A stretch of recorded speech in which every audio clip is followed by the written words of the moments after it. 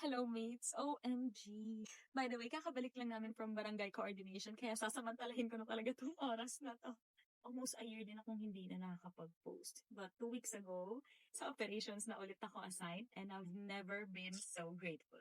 And speaking of, have you ever experienced like yung parang nasampal ka ni Lord ng malala for being so arrogant and proud? Like, things unfolded the way it did kasi he needed to humble me. Hindi ako magaling mag-explain, but please bear with me. So, one time, dumaan yung friend ko and yung mate ko dito sa fire station and then nagkaroon kami ng onting, kamustahan. Tapos, napunta kami sa usapang lipatan and sabi nila, magpa-assign na lang daw ako sa office dahil doon ako bagay. Then I told them, ayoko kasi talaga sa office. Like college pa lang, nakakondisyon na talaga yung utak ko na I'll accept any job basta hindi sana office. But since bagong recruit ako way back 2019, wala akong karapatang magreklamo kung saan man ako i-assign. I have to follow orders dahil bilang uniformed personnel, kasama sa sinumpaan namin yung kahit saan tawagin ang tungkulin.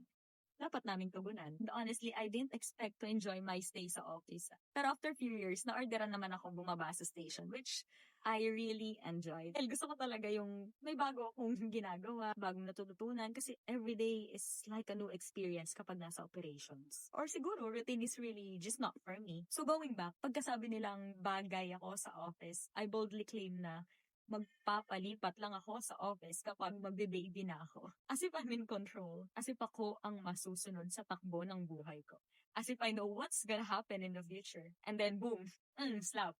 Few days after, my district order na ako pabalik sa office. It's like God saying, hindi ka ang masusunod. Lahat ng meron ako, He can take in a snap. Dahil at naman talaga yun, mula rin sa Kanya. So wake up call na I am not blessed kasi pinaghirapan ko kung anong narating ko, pero it's because of His grace. He let me have it not because magaling ako.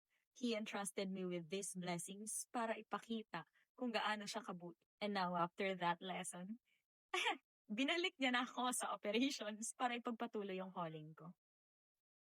Grabe. So yun mates, back to duty na muna ako and I pray na wag sana tayong magkita unless it's fire safety seminar and drill. Okay? God bless.